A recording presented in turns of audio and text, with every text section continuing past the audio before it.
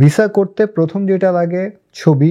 আপনি যদি কোনো ফটো স্টুডিওতে যান, গিয়ে বলেন থাইল্যান্ডের জন্য আপনি ভিসা করতে চান ছবি তুলতে, ওরা আপনার তুলে দিবে, এটা নিয়ে আর ভাবতে হচ্ছে না। 2, পাসপোর্টে যেন কমপক্ষে 6 মাসের মেয়াদ থাকে। 3, আপনার ব্যাংক স্টেটমেন্ট, লাস্ট 6 মান্থসের গত 6 মাসের ব্যাংক স্টেটমেন্ট। এখানে একজনের জন্য কমপক্ষে দেখাবেন 75 থেকে 80,000 টাকা। 2 জনের জন্য যদি হয়ে থাকে, হাজব্যান্ড ওয়াইফ, তাহলে এটা চলে যাবে 1,20,000 থেকে 30,000 টাকা। আর যদি 3 জন থাকে, দ্যাট মিনস আপনার কোনো চিলড্রেন থাকে, ছেলে মেয়ে যদি যায়, তাহলে 3 জনের ক্ষেত্রে সেটা চলে যাবে 1.5 লাখ টাকা বা 1,60,70,000 টাকা। এবং আরেকজন যদি যায়, দ্যাট মিনস 4 জনের ফ্যামিলি হলে 2 লাখ টাকার উপরে যাবে। এটা যদি একজন যদি দেখায়, বাবা যদি দেখায়, ওয়াইফ এবং ছেলে মেয়ে সহ, তখন এরকম 2 লাখ টাকার উপরে চলে যাবে যদি 4 জন যায়। কিন্তু একজন গেলে কমপক্ষে আপনি 70 থেকে 80,000 টাকা দেখাবেন বা 75 থেকে 80,000 টাকা দেখাবেন। এটা লাস্ট ফিগারের কথা বলছি, 6 মাসের লাস্টে। কিন্তু সবচেয়ে বেশি ইম্পর্টেন্ট যেটা ব্যাপার, সেটা হচ্ছে গত 6 মাসের মধ্যে কিন্তু ট্রানজ্যাকশনটা আপনার দেখবে। দ্যাট মিনস প্রত্যেক মাসে কত টাকা আর্ন করছেন, কত টাকা খরচ করছেন, কত টাকা সেভ করছেন। সো ব্যাপারটা যাতে না এমন না হয় যে প্রত্যেক মাসে 5,000 টাকা করে সেভ করেছেন, সবার লাস্টে গিয়ে হঠাৎ করে 40-50,000 টাকা এসেছে, আপনি ট্যুরের জন্য যাচ্ছেন। এটা হলে আসলে ভিসা পাওয়ার চান্স অনেক কম। আপনি চেষ্টা করবেন যে কমপক্ষে প্রত্যেক মাসে কমপক্ষে 10,000 টাকা করে সেভ করতে। এটা নিয়ে আপনি 6 মাসে গিয়ে দেখাবেন যে সবার লাস্টে আপনার কাছে 80,000 টাকা বা 90,000 টাকা আছে, তাহলে আপনার ভিসা পাওয়ার চান্স ক্রিয়েট হবে। এমপ্লয়মেন্ট হিস্টোরির মধ্যে ছুটির ব্যাপারটা থাকে। তো আপনি যদি এমপ্লয়মেন্ট হিস্টোরি দেখাতে চান, আপনাকে দেখাতে হবে যে আপনি ব্যবসায়ী কিনা, নাকি আপনি আসলে কোথাও জব করেন, নাকি আপনি আসলে ফ্রিল্যান্সার।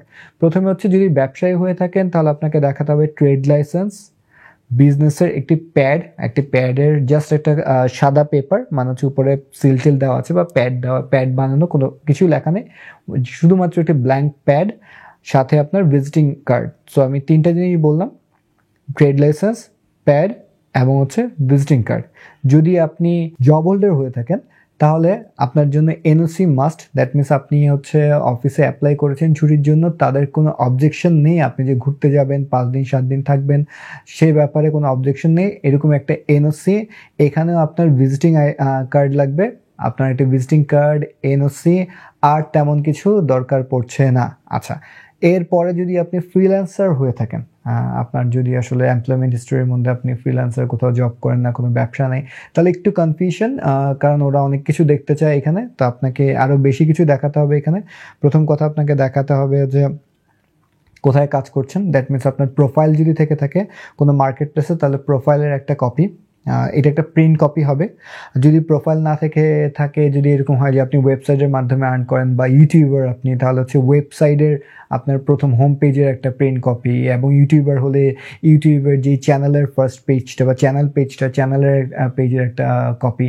এটা আপনার জন্য কপিতে একটা আসলো। সেকেন্ড যে আর্নিংটা যে আসে, আপনি যে আর্নটা করেন, এই আর্নিংটা আসলে কোন ওয়েতে আসে তার একটা স্টেটমেন্ট দেখাতে হবে। দ্যাট মিনস ট্রানজ্যাকশন স্টোরিটা, যেমন ট্রানজ্যাকশন স্টোরি যদি হয়ে থাকে মার্কেট প্লেসের, তাহলে মার্কেট প্লেসের যে আর্নিং রিপোর্টসটা আছে তা আপনাকে দেখাতে হবে।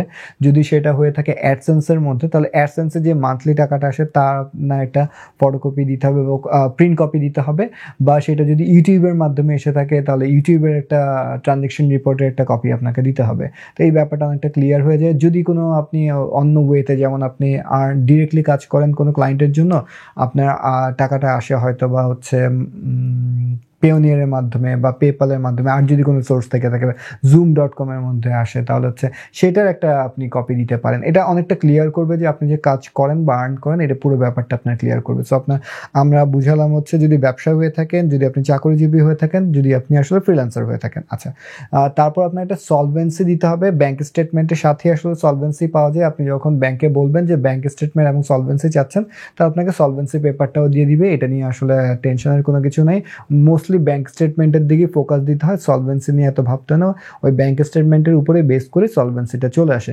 এই জেনারেল কপিস।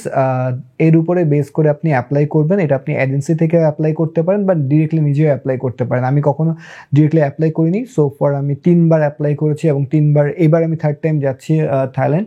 তো সেই ক্ষেত্রে থেকে আমার কাছে মনে হয় যে বেস্ট হয় যে আপনি এজেন্সির মাধ্যমে করেন। তাহলে আপনার সময় যাবে না এতটা, আপনার এতটা টেনশন নিতে হবে না বা আপনাকে যেতে হবে না। কিন্তু আপনার যদি সময় থেকে থাকে, আপনি যদি টাকা সেভ করতে চান, তাহলে আপনি ডিরেক্টলি নিজে প্রসেস করতে পারেন। সেক্ষেত্রে ইউটিউবে সার্চ করলে অনেক ভিডিও পাবেন, যেহেতু আমি নিজে কখনো করিনি তাই বলতে পারছি না। এজেন্সির মাধ্যমে করলে যেটা সুবিধা সেটা হচ্ছে আপনার সময়টা বাঁচবে, আপনার কোনো টেনশন নিতে হবে না। সব পেপারস নিয়ে ওদেরকে দেওয়ার পর আবার রিভিউ করে আপনাকে বলবে যে কিছু আরও দরকার কি দরকার না, বা আরও কিছু বাকি আছে কিনা।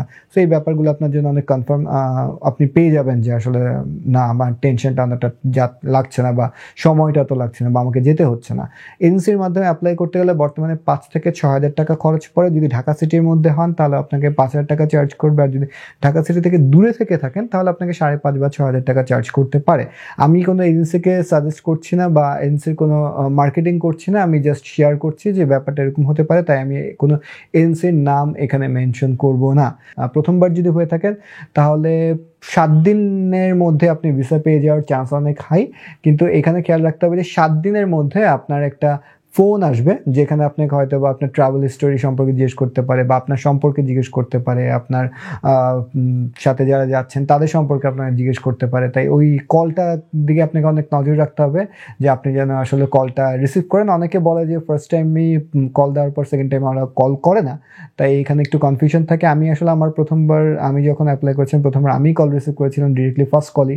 তো আমার ব্যাপারটা নিয়ে আমি একটু কনফিউজড, আমি ডিরেক্টলি বলতে পারছি না যে সেকেন্ড টাইম কল করবে কি করবে না। যেমন আমার কথা যদি আমি বলি যে ফার্স্ট টাইম কল আমাকে জিজ্ঞেস করেছিল আমার শ্বশুরের নাম কি, সো এরকম ব্যাপার থেকেই থাকে যে কি জিজ্ঞেস করবে, কনফার্ম বলা যায় না। যেমন আমার ওয়াইফ আমার সাথে ফার্স্ট টাইম যাচ্ছিল দেখে আমাকে এই কোশ্চেনটা করা হয়েছিল।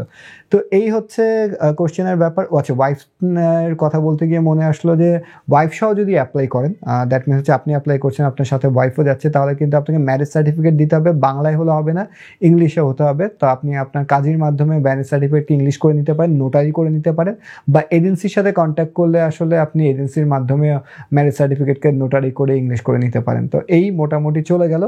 ফার্স্ট টাইম যখন অ্যাপ্লাই করবেন এটা হয়, কিন্তু সেকেন্ড আর থার্ড টাইমে কিন্তু কল আসে না। সেকেন্ড অ্যান্ড থার্ড টাইমে খুব ফার্স্ট ব্যাপারটা হয়ে যায়। যেমন আমার সেকেন্ড টাইম আমি 4 দিনের ভিসা পেয়েছি, থার্ড টাইম আমি 1 দিনের পরে ভিসা পেয়ে গেছি। সো আমাকে কোনো কলও দেয় নেই, এত কোনো ঝামেলাও হয়নি।